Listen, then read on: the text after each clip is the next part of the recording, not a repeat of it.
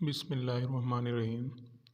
آج کا ہمارا ٹاپک ہے duties of operation theatre technician. First of all ہم بتائیں گے کہ ڈیوٹیز اصل میں ہوتے کیا ہیں۔ ڈیفینیشن آف ڈیوٹیز: مورل اور legal obligation, responsibility, requirement of integrity expected اور ریکوائرڈ فرام اینی ون، یعنی کہ لیگل اور انلیگل جو بھی آپ کی رسپانسبلٹی ہے ان کا آپ ذمہ دار ہونا، اور اس چیز کو ذہن میں رکھنا کہ کس پرسن کو اندر لے جانا ہے اور کس کو نہیں لے جانا، کہ اس کی کیا مینٹیننس ہے، کیا اس کو کھایا پلایا ہے، اس کو کچھ کھلانا تھا یا نہیں کھلانا تھا آپریشن سے پہلے، کیا کیا اس کو میڈیسن دیے، کہاں سے آیا ہے، کیا اس کا نام ہے، اس نام کا کوئی اور پرسن تو نہیں ہے، غلط پرسن کو تو نہیں لائے، یعنی یہ تمام چیزیں مینشن کرنی، ڈاکٹر کے نوٹس دیکھنے آج اس کا آپریشن ہے بھی یا نہیں، یہ تمام چیزیں اور ڈیوٹیز میں آئیں۔ نیکسٹ جو ہمارے پاس ہے وہ ہے operation theatre technician, the member of the surgical team who assist in the operating room for surgery and performing other tasks. Example, arranging the equipment, assistant doctor in passing instrument. یعنی کہ operation theatre کے technician کا کام یہ ہے کہ جو بھی operation ہو رہا ہے اس کے تمام تر ایکوپمنٹ کو ارینج کرے اور ڈاکٹر سے تسلی کر لے کہ یہی سرجیکل انسٹرومنٹ استعمال ہونے ہیں اس آپریشن میں۔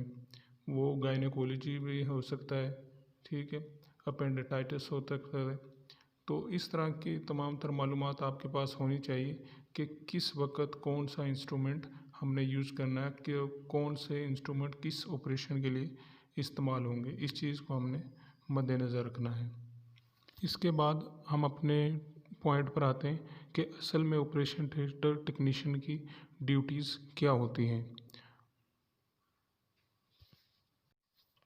Following duties of operation theatre technician: maintain the self protection by use of personal protective equipment, یعنی کہ گلوز وغیرہ اور ماسک وغیرہ اور اپنا گون وغیرہ جو بھی ادھر یوز ہوتا ہے آپ کا، تو ان تمام چیزوں کو پہن کے رکھے تاکہ آپ کی حفاظت ہو سکے، یعنی کہ اپنے آپ کو پروٹیکٹ کرنا ہے۔ Check the اسٹیرلائزیشن of operation theatre, جہاں پہ آپریشن کرنا ہے اس کی اسٹیرلائزیشن چیک کرے۔ Check the equipment and instrument for proper working, یہ بھی تسلی کر لے کہ جو انسٹرومنٹ آپریشن کے لیے لے کے جا رہے ہیں وہ مکمل طور پر ورک کر رہے ہیں، ان میں زنگ وغیرہ تو نہیں لگا ہوا۔ Check the all electrical points extension and electrical suction unit, اور اس بات کی بھی تسلی کر لے کہ الیکٹریکل یونٹ سارے چل رہے ہیں، سکشن مشین چل رہی ہے، کرنٹ اس میں پاس ہو رہا ہے یا نہیں۔ چیک دا اسٹیرلائزیشن آف انسٹرومنٹ، جو انسٹرومنٹ لے کے جا رہے ہیں آپ آپریشن کے لیے وہ اسٹیرلائز ہیں یعنی دوبارہ استعمال ہوئے ہیں، یعنی کسی اور پر تو استعمال نہیں ہوئے، استعمال ہونے کے بعد اسٹیرلائز کیے گئے یا نہیں۔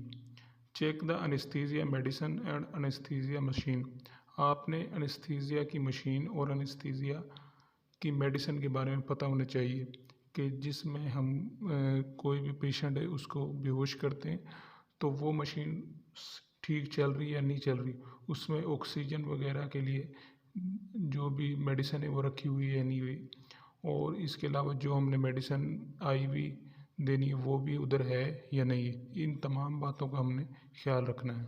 Check the operation theatre list, یعنی آپریشن تھیٹر کی لسٹ کو چیک کر لیں جس میں تمام طور آپریشن اور پیشنٹ کے نام لکھے ہوتے ہیں، کس نمبر پر کس پیشنٹ نے آنا ہے اور کس ڈاکٹر کو آنا ہے اور کیا کیا آپریٹ آج ہونے ہیں۔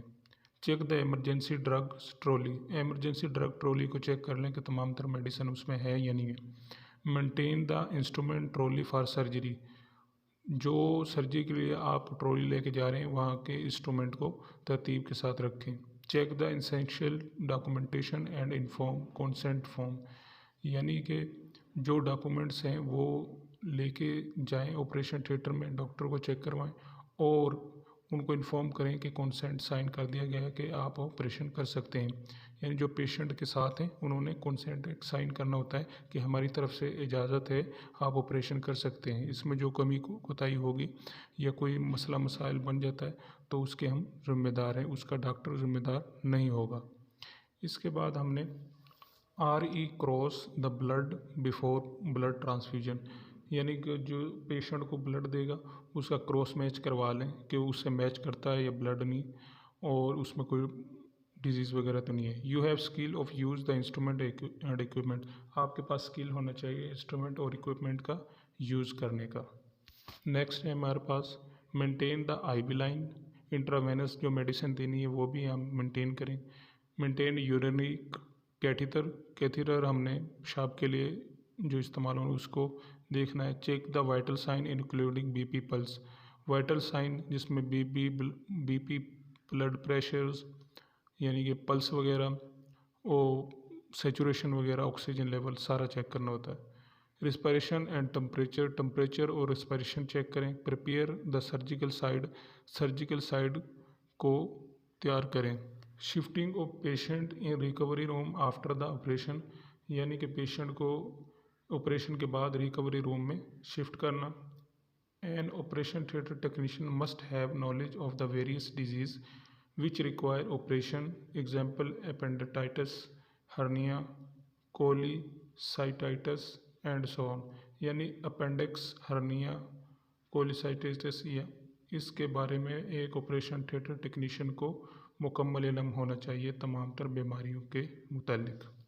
N operation theatre technician must have a knowledge of the various atoms use in operation theatre, medicine and other disposable atom. یعنی کہ آپریشن تھیٹر ٹیکنیشین کو تمام چیزوں کا علم ہونا چاہیے جو کہ مختلف چیزیں لائک میڈیسن وغیرہ اور ڈسپوزیبل چیزیں جو آپریشن تھیٹر میں یوز ہوتی ہیں ان کا مکمل استعمال کے بارے میں پتہ ہو.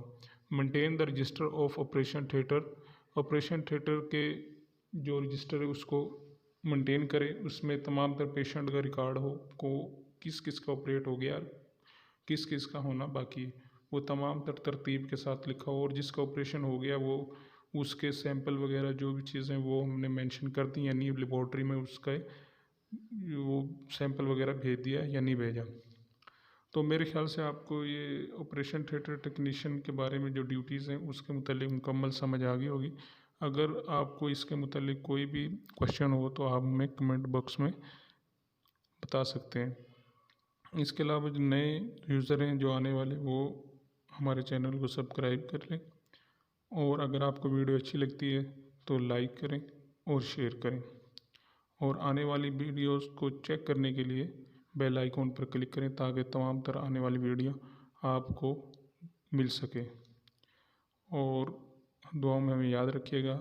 پچھلے تمام لیکچر میں آپ کو کوئی بھی قسم کا مسئلہ ہو تو آپ ہمیں کوشچن کر سکتے ہیں، انشاءاللہ ہم آپ کی مکمل مدد کریں گے.